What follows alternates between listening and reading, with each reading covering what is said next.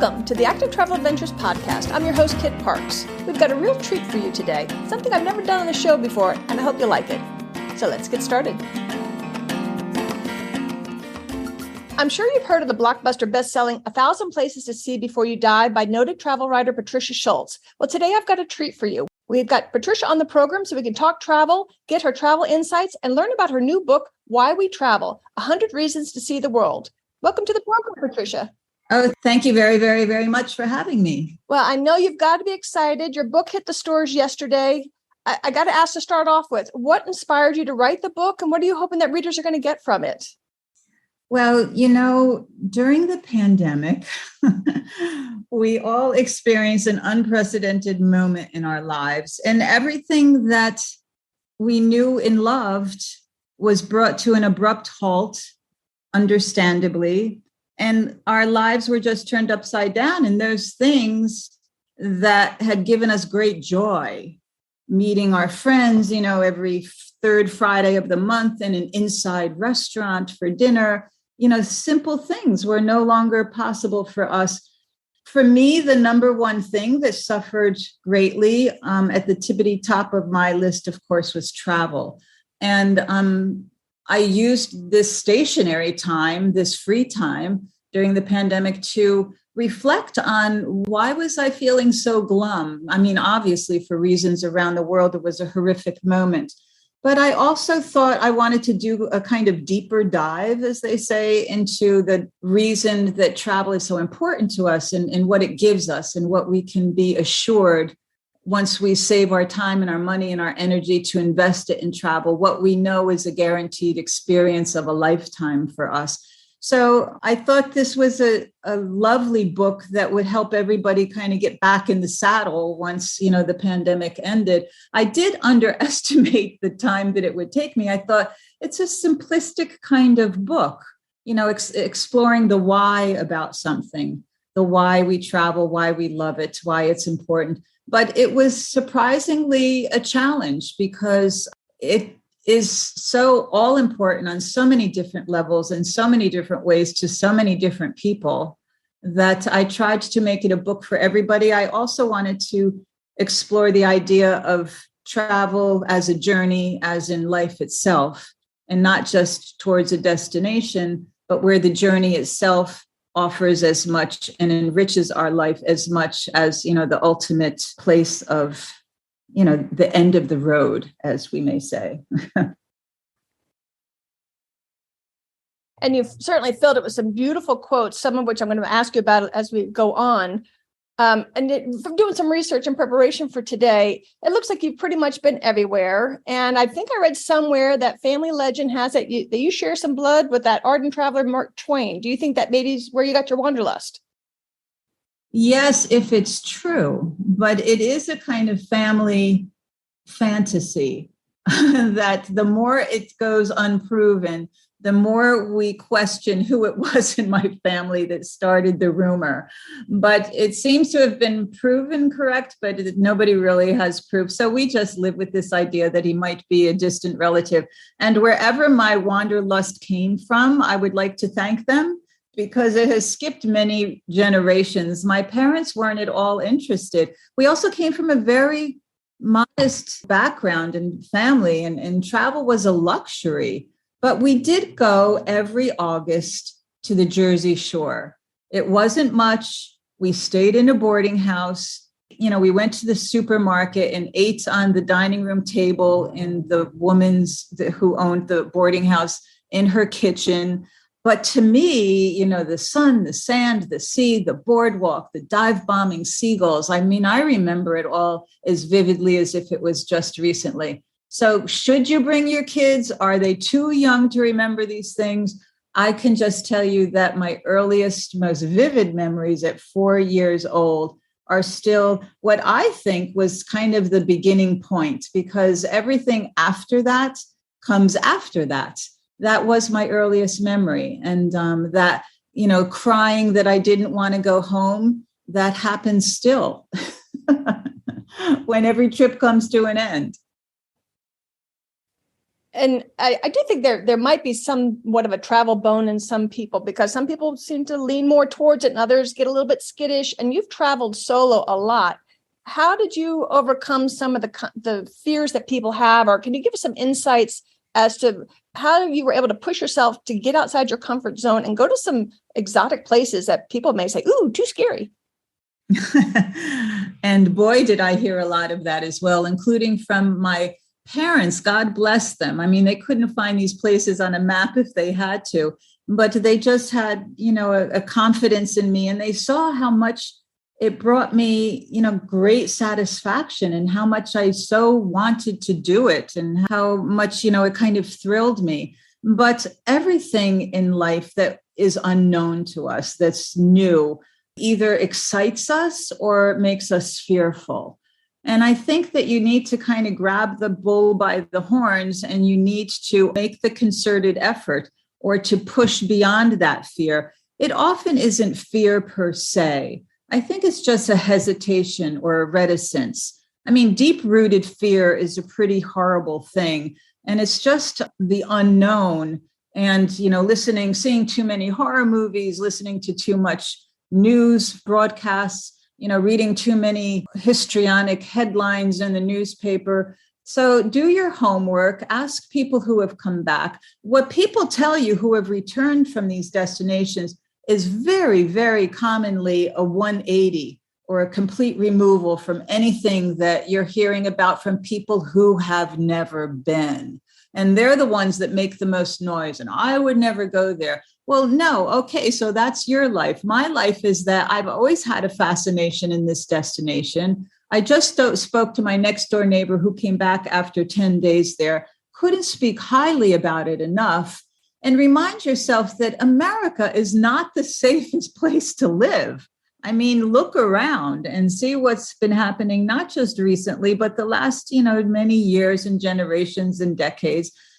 And really, if you still hesitate, but your desire to see that place is greater than your hesitation, then consider a group tour, because you may be traveling alone or with a friend, but you're also traveling with a small group of people who are just as interested in that destination as you are, who are your new best friends within 2 hours, and a tour guide who generally is from that destination, who is experiencing people coming from all corners to see his home. So is very proud and very knowledgeable and shares that with you. And those group experiences and tours and trips for me have been some of my best experiences ever. And sometimes I went alone. I don't think that traveling with a group is considered traveling alone, but many people do. Or, traveling with a friend or my family, my sister, my best friend from college. I mean, however you travel, if you hesitate, there are ways around that. And the more you travel, the more you realize it's not a scary place. The world is not threatening. There are lovely people everywhere. And the gems and the treasures and the things we get to see once you get on a plane or a train or a bus to get you there are so worth all the effort. And it brings you home a different person. And I think it brings you home a better person. Definitely. I've also found that the world's much safer than the news would lead us to believe. Oh, for sure. Segue to one of my favorite quotes in your book. Travel's biggest gift to us is making us realize that we're all more alike than we are different. And when I've traveled around the globe, it seems to me if people just want a good roof over their head, food in their belly, friends and their kids to do better. I mean, do you have any stories that kind of demonstrate what this quote's trying to get across? Yes, and that's a wonderful insight. And it's usually an insight that you don't get if you never leave home. And by home, I mean the US, because we seem to have this perception that things are better here, that there's one way that, the entire world should embrace the American way, and that it's not going to get any better than it is here. And that the whole world, drinks Coca-Cola and plays tennis and, loves Disney World. And things are so different beyond our borders. But what we do have in common is, like you said, that everybody loves their family. Of course, there are myriad exceptions, as there are here. Everybody loves their family. Everybody wants a better life for their family. to put food on the table, as you said, and to have family and friends, and that evening in the taverna with the guys, drinking Retsina, or just seeing small town life. It just seems so translatable to everything we know from back home. And I've seen that wherever I've gone. I've also seen that in what we call third world countries or developing countries where they have nothing. These people are more wanting, in need of basics, than you hope to ever see back home. And yet they are the most gracious and the most hospitable and the most welcoming. So I've been invited into homes in countries around the world because I don't hesitate. I'm a pretty good judgment of character. And if it seems a little off or a little menacing, of course, I won't just walk into someone's home. But if I'm with a friend, or if it's part of a small group, or if I'm alone and I've come to know that individual, I know that the invitation is sincere and authentic and it comes from the heart. And I've seen what you've just said, that there's no language problem. Suddenly, there's no social or societal differences. We're all the same. And you smile in the same language. You offer coffee or tea in the same language. You open up your home with a sincere welcome without, language barriers or problems. And if that's your hesitation, then I say it's very unfounded. But at the same time, it's also understandable, because we've all seen too many movies and we've all heard too many horror stories about things happen. And really, the only thing of consequences ever happened to me, I'm calling from New York City, so it won't raise any eyebrows, but the only thing that's ever happened to me in all of my years happened here in my neighborhood, like 4 blocks from my house. So that shows you, how safe your life can be in an environment that you think is the safest you're ever going to feel. So I felt a lot more comfortable and at home and relaxed in other countries, actually, and very frequently so. Yeah, I couldn't agree with you more. I imagine with your travel experience that you've learned to go past superficial touring. And I love the quote in your book, "One can travel the world and see nothing. To achieve understanding, it is necessary not to see many things, but to look hard at what you do see." I think that was by Giorgio Morando, if I got that right. Yes. Can you give us an example of where you've peeled back the layers while you're traveling, and give us some advice on how we can dig a little bit deeper in our own travels? So maybe a lot of it comes as second nature and naturally when you are deposited into another country or city that is not your own.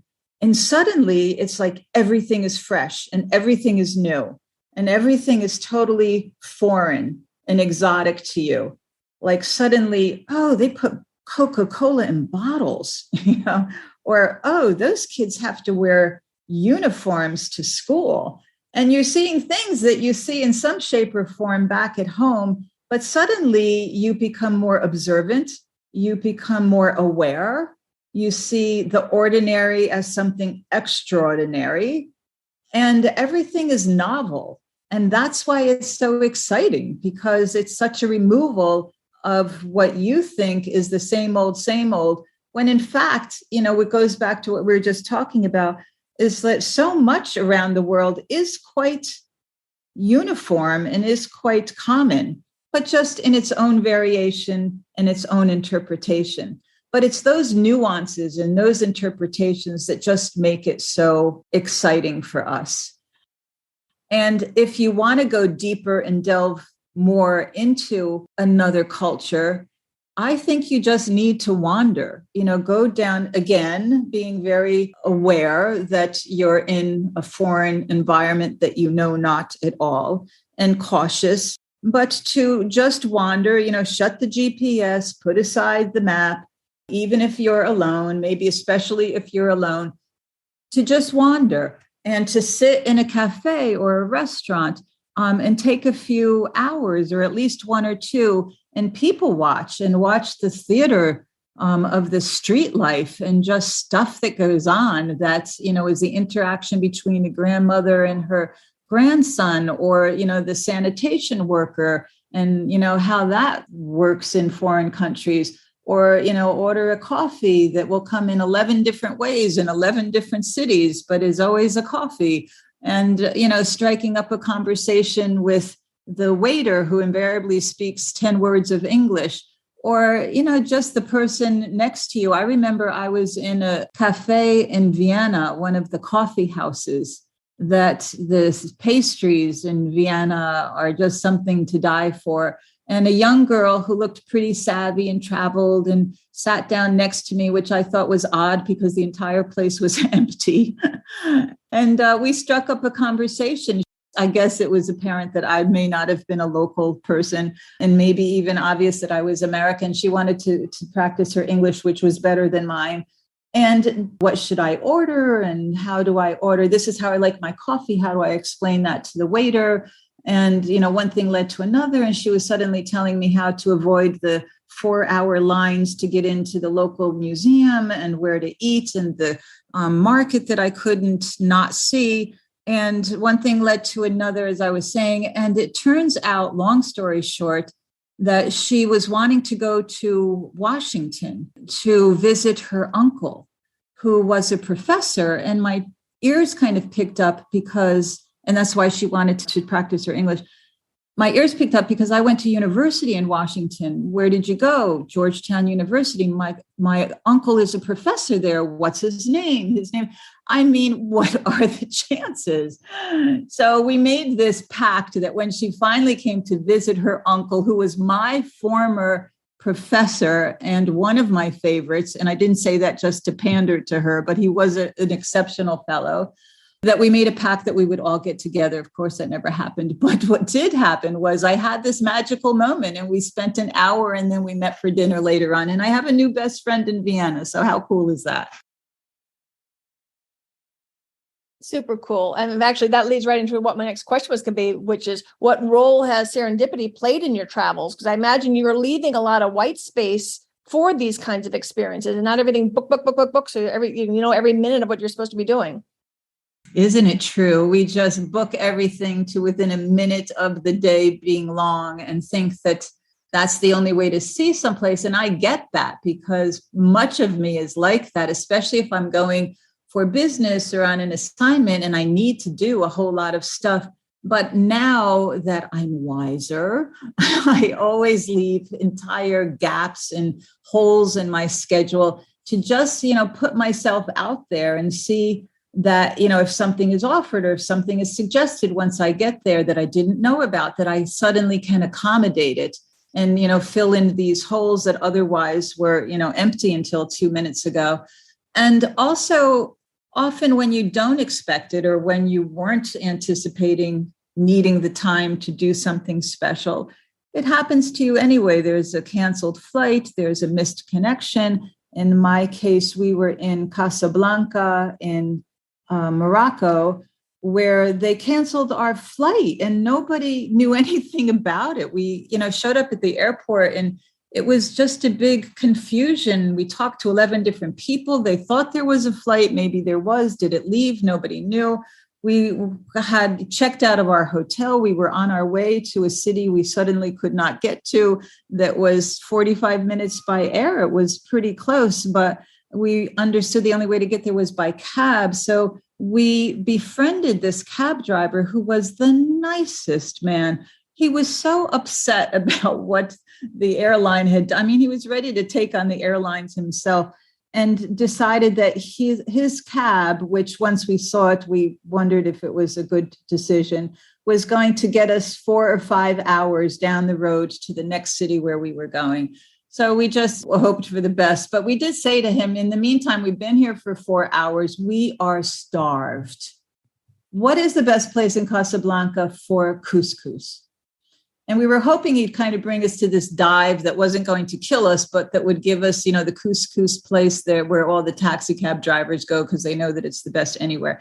And he was on his cell phone in a very animated conversation. And we got in the cab that was held together by, spit and glue and duct tape. And about 45 minutes later, we pulled up to his house. And his wife and his mother and his 2 daughters and the entire neighborhood were there waiting for us. And by chance, it was Friday, which is couscous day. in the Islamic world because it's their day off when they have the family dinner together. And mom had been preparing couscous for the last many hours. And here we were, guests in their home as if royalty. And the kids were wonderful. They only spoke French. So I know 11 words of French because Morocco was a French colony for many years. And it was just the most incredible. I mean, that was my favorite memory, my takeaway memory of my entire 2-week trip to Morocco. I've since been back. I haven't invited myself into anybody's home since then. But really, had it not been that canceled flight and that serendipitous meetup with Mohammed, whose name I still remember, we would not have such a special, very, very special and very unpredictable meeting, exchange, experience as we did with his family. I love that story. And a lot of times when things go wrong, they don't turn out as nicely as your example did. But I've found, and tell me if you agree or not, that sometimes it's those things that when you conquer whatever this problem that blew up in your face, it ends up being a favorite memory, or at least a fun story to tell in later. So you get a lot of enjoyment out of the things that go wrong. There's a great expression about how when everything goes right, it's a good trip. But when things go wrong, it's an experience. Love that. And it's $1 million trip because you learn things, including how resourceful you are, how deep is your patience, and the silver lining. You have to look for it sometimes, and it may not manifest until, much later, maybe months later or hours later. But often in the moment, the sun comes out and spotlights something that you weren't really expecting to be part of your day. So it's true. And, I've gotten kind of philosophical about it when, how bad can things be? It's not the end of the world. There's a way around this. And if you just wait without losing your cool or losing your head or losing your wits, because it can be very frustrating. I don't even have something particular in mind, but I know what it's like to be elsewhere and to have planned all of these carefully programmed things that are suddenly out the window and for reasons that nobody can understand, or you're in a different society and you don't get it. Maybe you don't understand the language. You don't understand that it's very commonplace. They're doing something by their own rules, their own, way of doing things. And it's turned your day upside down. But like I said, that silver lining is, always around the corner. I think it's rare in my life that I've actually never felt that way after the fact. Had that not happened, then X wouldn't have happened. And sometimes X is far better than anything you had planned. I love how your book mixes some stunning photos and really, really beautiful photographs. Thank you. Thank you. With inspirational travel quotes. And then you've got all the tips and advice of why we travel. And one of my favorite ones was, there's always room in your suitcase for curiosity and respect. And to me, that kind of nails travel. Can you elaborate for us a little bit? Yeah, I think, this notion, people have forgotten the expression, the ugly American. Not me. I see it all the time. But I also see, the ugly German and the ugly Spaniard and the ugly Argentine. And I mean, people are ugly. It's a horrible word, ugly. People are unpleasant.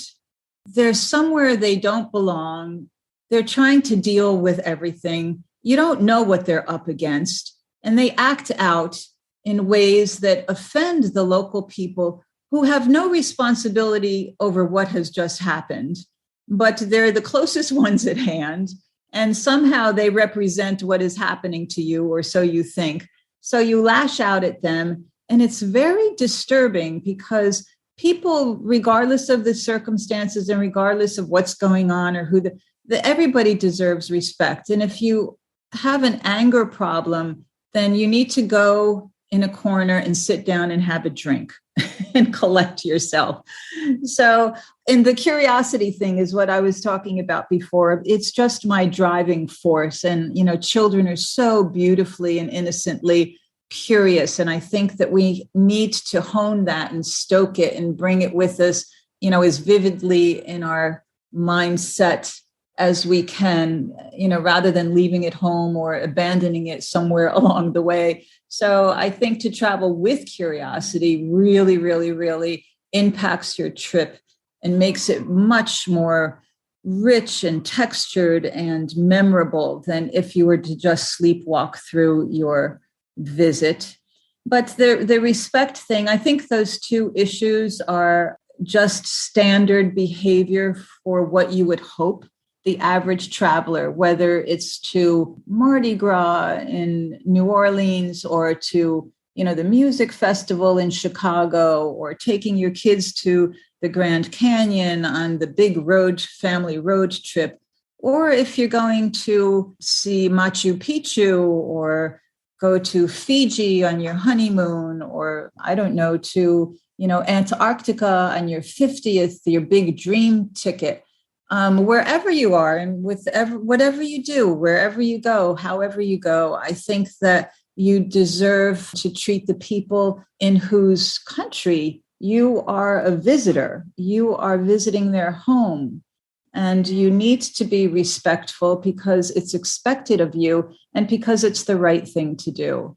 And you want to be curious because how often are you going to the Grand Canyon or to Fiji or to Antarctica? This is a one-time shot usually. And you want to max it out and see as much. And you want to ask questions and you want to observe and you want to be on, your high alert so that all of this comes, embedded in you and becomes part of you and stays with you for life. Because I believe that's true. Everything you see and experience, it somehow becomes a part of you. And it lends itself then to this idea of your worldview.